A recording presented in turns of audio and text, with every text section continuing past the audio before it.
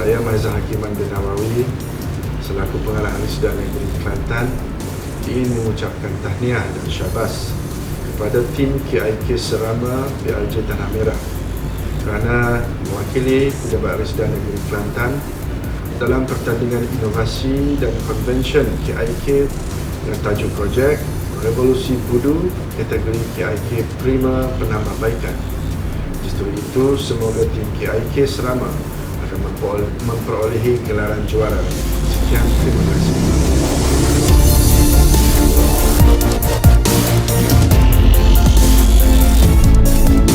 Assalamualaikum warahmatullahi taala wabarakatuh.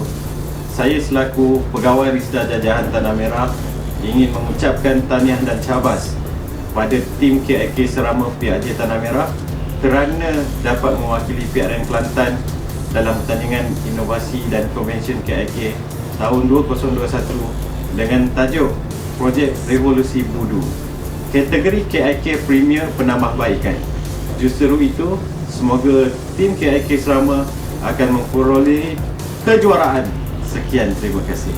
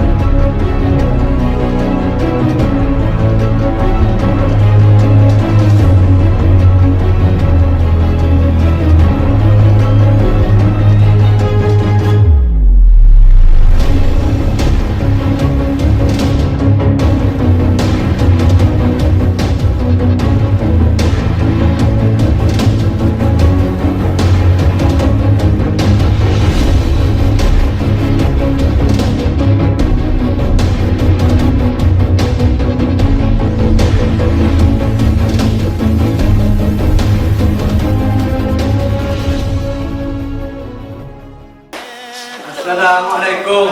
Waalaikumsalam. Balik dah. Allah letihnya orang ini ku makan duduk. Bapa nasi lah no. Nasi duduk nak siap bubur lah. Lama lagi kau ni. Dia dulu bukan Allah main rado lagi. Gamah jamu hidung kita. puluk. Allah pajuk kerjaan ni. Tak pedih hidung lah mak pokok dia. Allah tengok dek kira saya ada satu tambah kerjaan. Hati tu tambah. Inilah kita beli tengah jalan kami ada orang buat. Mau siap geror. Bukan pergi dia mogol. Dia ada belakang dong ni. Campur wudu dengan lado dengan ikat. Oh jadi tak payah siap. Tak payah siap lah makan geror. Sudah.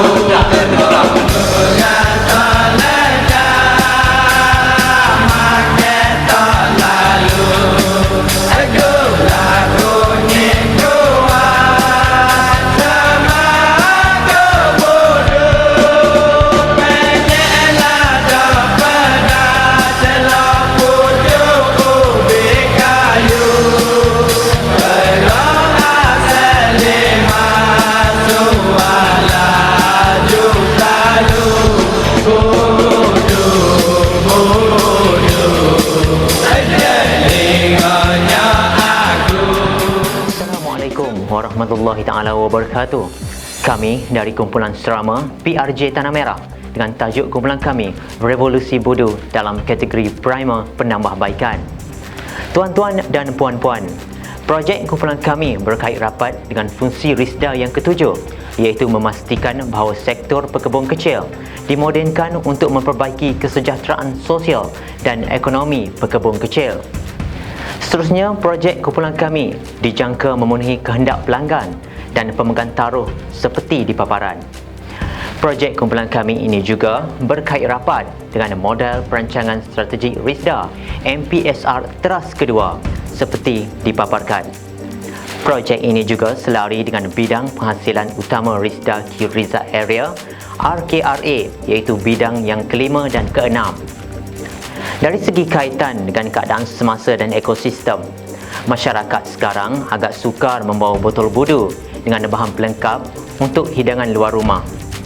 Ini menyebabkan penggemar budu akan memutuskan untuk tidak membawa botol budu dan bahan pelengkap tersebut. Kesangnya, jualan budu jatuh merudum dan ini akan menjejaskan permintaan terhadap budu dan seterusnya menjejaskan pendapatan usahawan budu. Kumpulan kami membuat kaedah pemilihan projek dan analisis dengan mengadakan brainstorming seperti di paparan. Seterusnya, kami menggunakan metrik data sebagai usaha menyenarai pendek masalah. Hasil daripada itu, kami menggunakan kaedah SMART dan telah memilih masalah nombor 4, iaitu menambah baik tekstur budu daripada cecair kepada kering. Untuk menyelesaikan masalah ini, kami menggunakan kaedah 5W campur 1H untuk memperjelaskan lagi tajuk projek kami. Ia boleh dilihat seperti di paparan. Dari segi sasaran outcome, dapat dilihat pertamanya dari segi masa, kos, kualiti dan produktiviti, manakala impaknya pula dapat dilihat dari segi sosial, ekonomi dan negara. Projek kumpulan kami bermula daripada kelulusan pada 12 Februari 2018 seperti carta perbatuan. Kami telah menggunakan kaedah peta mindar dan carta alik. Kumpulan kami telah membuat 3 uji cuba, di mana uji cuba yang pertama, kami telah mencampurkan semua bahan pelengkap, ikan kembung goreng, cili merah, bawang merah dan perahan limau nipis dan budu serta digoreng dalam satu kawah dengan pembungkusan menggunakan plastik lusinar. Dan berikut adalah penemuan yang kami perolehi. Maka hasilnya tidak berjaya kerana tekstur yang dihasilkan tidak berkualiti dan ianya mengandungi kandungan minyak yang tinggi. Seterusnya, kos penggunaan ikan kembung yang juga tinggi, manakala pembungkusannya kurang menarik kerana minyak melekat pada plastik yang dimenterai. Uji cuba kedua, kami menggunakan bahan pelengkap ikan selayang rebus, cili merah, bawang merah digoreng berasingan dan digaul. Seterusnya digoreng semua dengan menggunakan mesin penggaul automatik bersama budu dan air perahan limau nipis dan disimpan menggunakan bekas plastik pakai buang. Berikut adalah penemuan yang kami temui dan hasilnya tidak berjaya kerana tekstur budu berterabur keluar semasa proses menggoreng hampir kering dan tekstur juga menjadi tidak garing dan lembap kerana cili merah mengandungi kadar kandungan air yang tinggi. Kaedah ini juga menghasilkan kelikatan minyak yang tinggi dan pembungkusan yang juga kurang sesuai. Uji cuba ketiga, kumpulan kami menggunakan bahan pelengkap seperti ikan selayang rebus, cili hijau, bawang merah digoreng berasingan dan digaul serta digoreng semula bersama budu dan air perahan limau nipis serta bahan perasa dengan menggunakan pengacau kayu manual dengan api perlahan dan dikeringkan menggunakan mesin pengering minyak. Oleh itu, kami dapati tiada sebarang penemuan masalah yang kami temui.